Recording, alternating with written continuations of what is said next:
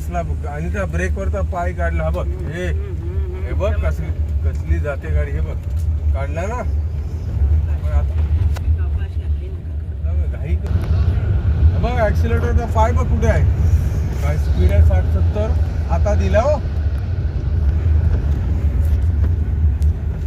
हे बघ हे बघायला लागतं.